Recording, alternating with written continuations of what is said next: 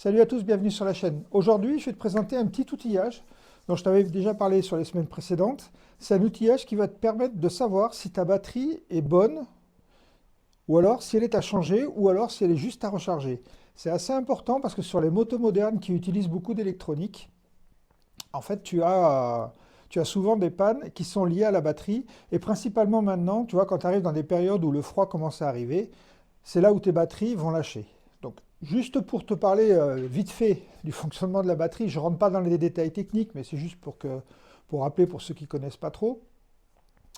Ben, la batterie à l'intérieur, c'est une chimie qui se fait. D'accord? Donc, pour que cette chimie se fasse, il faut qu'elle ait une température normale, on va dire. Plus il va faire froid, et plus ta réaction chimique va être lente à se faire, et donc la production d'électricité va être plus compliquée. Donc quand ta batterie est neuve, il n'y a pas de problème, elle arrive à gérer, mais plus ta batterie va vieillir, et plus tu vas avoir ce genre de problème. Comment ça va se caractériser? Ben, par exemple, pendant toute la saison d'été, de mai à septembre ou de mai à novembre, ta moto va bien démarrer, et puis tout d'un coup, dès qu'il va faire froid, pof, elle va avoir du mal à démarrer. Donc là, tu peux te poser la question, est-ce que c'est dû à un problème de charge ou est-ce que c'est dû à un problème interne à la batterie? D'accord? Donc cet appareil va te permettre déjà de voir un peu comment fonctionne ta batterie, quelle est sa résistance interne et quelle est sa puissance. On va regarder ça tout à l'heure. Et elle va te permettre aussi de déterminer si ton alternateur vient bien charger ta batterie, parce que ça aussi, ça peut être important. Peut-être que ta batterie ne se charge pas parce que tout simplement, ton alternateur ne charge pas la batterie. Donc là, il y a une recharge de panne qui sera à faire derrière, soit en regardant les fusibles, les câblages ou l'alternateur. Là, ça dépassera peut-être nos compétences, il faudra peut-être aller voir la concession. Mais du moins, cet appareil va déjà te permettre de faire un premier état des lieux. Donc je te l'ai dit, ta batterie, au fil du temps, elle va se dégrader, et donc tu peux la recharger jusqu'au moment où tu ne pourras plus, parce que ça arrivera trop souvent. Donc ça, c'est le premier point. Le deuxième point, tu peux avoir un élément qui est carrément encouragé dans la batterie, donc la résistance interne de la batterie va augmenter, et tu pourras avoir 12 volts 5, et pourtant tu n'auras pas de puissance. C'est ce que je vais te montrer. J'ai prévu deux batteries ici, et je vais te montrer ce que ça donne. Pour te parler de l'outillage, donc cet outillage, il est fait par Kimbollen. Je te mettrai le lien Amazon dessous. Alors, je n'ai aucune action chez Kimbollen. Ils me l'ont juste envoyé gracieusement, mais j'ai pas de commission, quoi que ce soit, sur la vente de ce boîtier. Bon, je te mettrai le lien si jamais tu es intéressé. Le boîtier, c'est celui-là. Et ce que je te propose maintenant, c'est de te montrer ce qu'il y a dedans. Donc voilà, donc tu reçois ça dans cette boîte. Dans la boîte, tu as quoi? Tu as un petit cordon qui te permet de relier ton boîtier à ton ordinateur. D'accord? Ça sert pour télécharger, si tu veux, les courbes que tu as enregistrées sur ton boîtier. À l'intérieur, tu as une notice qui est en anglais, qui t'explique assez bien tout ce que tu peux faire avec l'appareil. Tu verras, c'est super complet. À mon avis, tu n'as pas besoin de tout ça pour faire les actions de base que tu as besoin de faire pour vérifier ta batterie sur ta moto. Mais on en reparlera tout à l'heure. Après, tu as le boîtier. Donc ce boîtier, tu n'as pas de batterie à l'intérieur, hein, puisqu'il est alimenté par les pinces ici que tu branches sur ta batterie. Donc tu as des pinces Croco qui sont pas mal. Moi, j'aurais préféré qu'elles soient un peu isolées jusqu'au bout, mais bon, c'est déjà bien comme ça. Le câble il est de bonne section. La qualité globale du boîtier est satisfaisante. Donc alors, ici, tu as une petite couche. Là, je fais un aparté. C'est pour un collègue, Philippe, si tu me regardes. C'est une blague entre nous, et lui il aime bien laisser les protections d'écran, et moi à chaque fois je lui enlève, donc voilà, je me fais un plaisir d'enlever la protection d'écran. Donc voilà notre boîtier.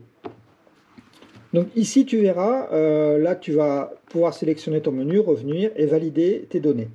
C'est le BM580, il y a plusieurs modèles disponibles. Celui-là est disponible sur Amazon pour en gros 60 €, tu as le lien dessous. Ce que je te propose maintenant, c'est de voir ce que ça donne sur les batteries. Donc voilà, je te présente deux batteries et deux cas de figure. Premier cas de figure, ici, tu as la batterie de ma Zoé. En fait, cette batterie a 5 ans, même, qu'est-ce que je dis 5 ans? Elle a 6 ans, donc tu vois, elle a bien tenu. Renault te préconise de changer la batterie tous les 2 ans. Moi, j'ai acheté la voiture d'occasion, elle n'avait jamais été changée. Elle est d'origine, donc elle date de 2017.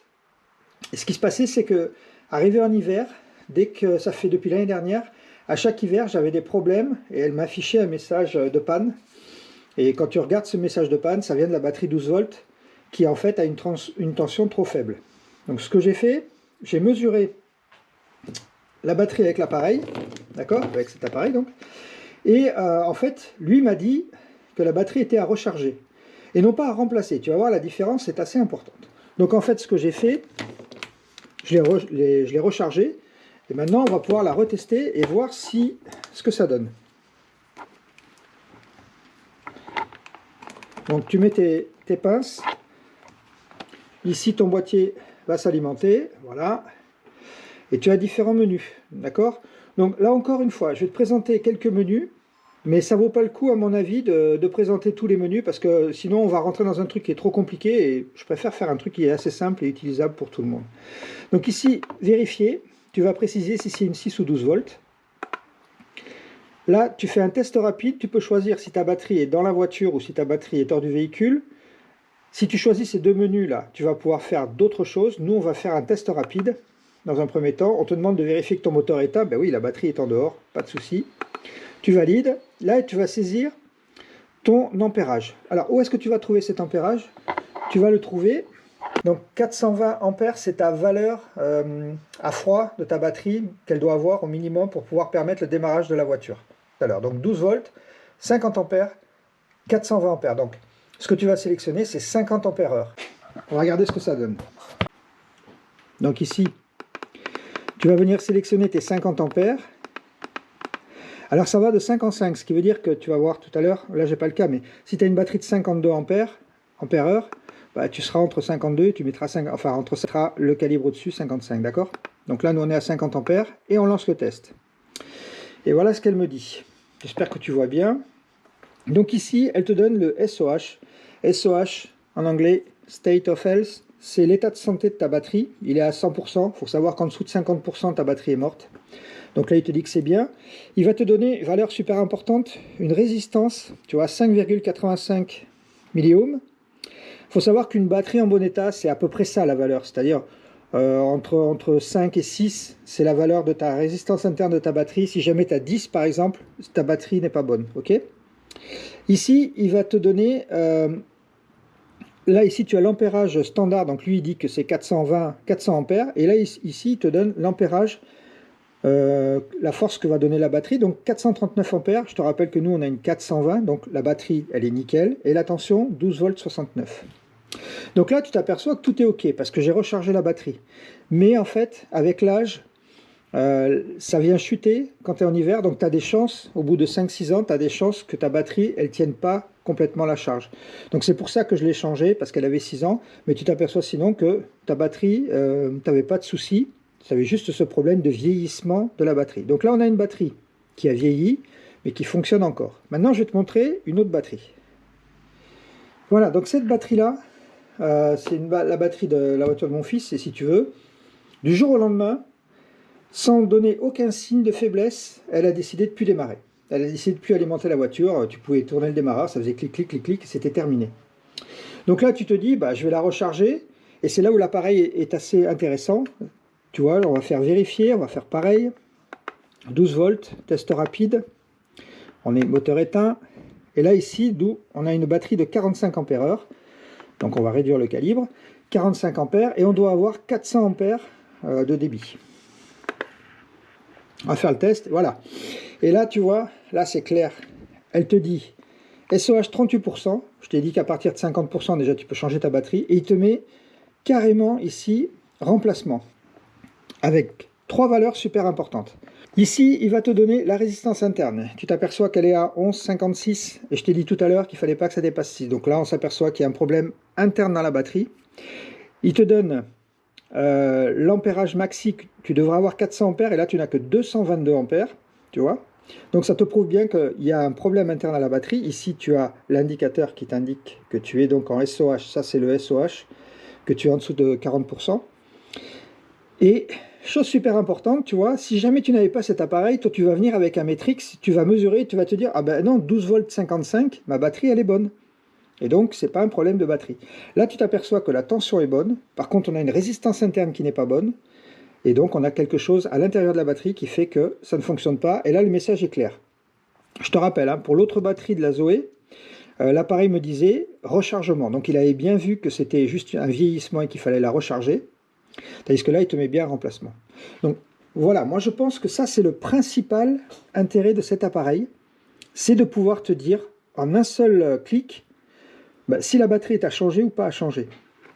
Et ça t'évitera, parce que si tu mets ta batterie, tu vois dans ce cas-là, tu mets ta batterie en charge, bon moi je l'ai mis en charge, elle n'a jamais voulu charger, hein, mais si jamais tu mets ta batterie en charge, tu vas te dire ça y est, ça part, tu pars avec ta moto, tu pars en road trip, et puis le matin tu vas vouloir démarrer, elle partira pas, et là tu pourras plus rien faire. Donc ça va te permettre de faire un diagnostic immédiat de l'état de ta batterie. C'est surtout ça l'important.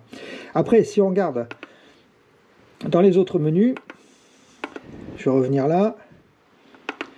Donc ici, tu as après des menus qui sont, c'est plutôt du gadget pour moi, la forme d'onde, si j'appuie dessus, voilà, ici je vais avoir montré, ça c'est l'état du débit de ma batterie actuelle, donc il me dit qu'elle a sorti 1251 et 1252 mini, donc on s'aperçoit que la batterie, tu vois, en voltage, elle est bonne, c'est la forme d'onde, ça sert pas à grand chose, quoi. On va sortir, ici tu vas avoir, pardon, je reviens, la revue, tu vas avoir la lecture des formes d'ondes.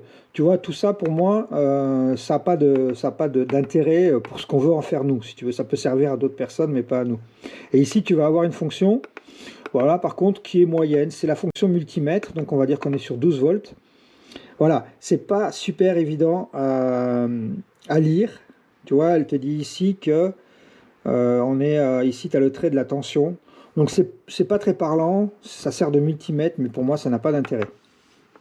En fait, tu vas surtout sur vérifier, et là ce que tu peux faire, donc là on a vu, on a fait un test rapide. Après ce que tu peux faire dans le véhicule, tu peux faire un test de la batterie, tu peux faire un test de charge, et tu peux faire un test de démarrage. Donc là c'est assez intéressant, tu vas brancher ça, là je vais pas te le faire, mais bon, tu as compris le principe, hein. Tu fais un test de charge par exemple, voilà. Donc là, tu vois, il te met la procédure de démarrage. Donc tu démarres le moteur, tu maintiens entre 2500 et 3500 tours.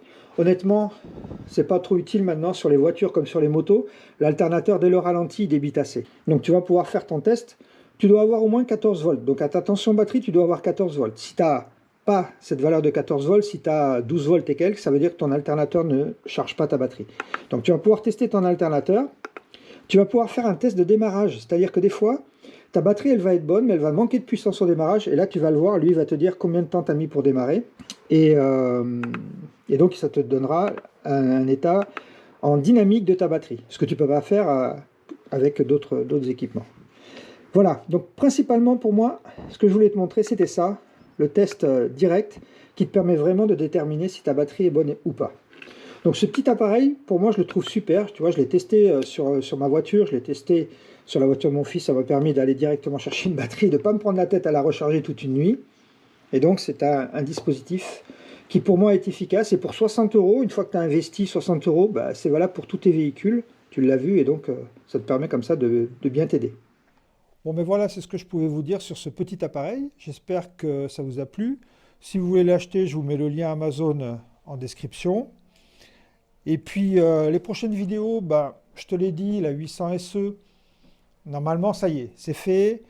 Maintenant j'attends qu'elle soit prête et j'espère l'essayer avant Noël. Et si c'est avant Noël, tu l'auras en vidéo juste avant Noël. Si jamais je ne l'ai pas, écoute, je te souhaite à toi et à ta famille, à tes proches, de bonnes fêtes de fin d'année. Et puis je te dis à l'année prochaine.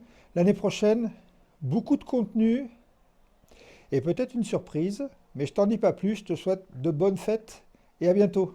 Tchuss.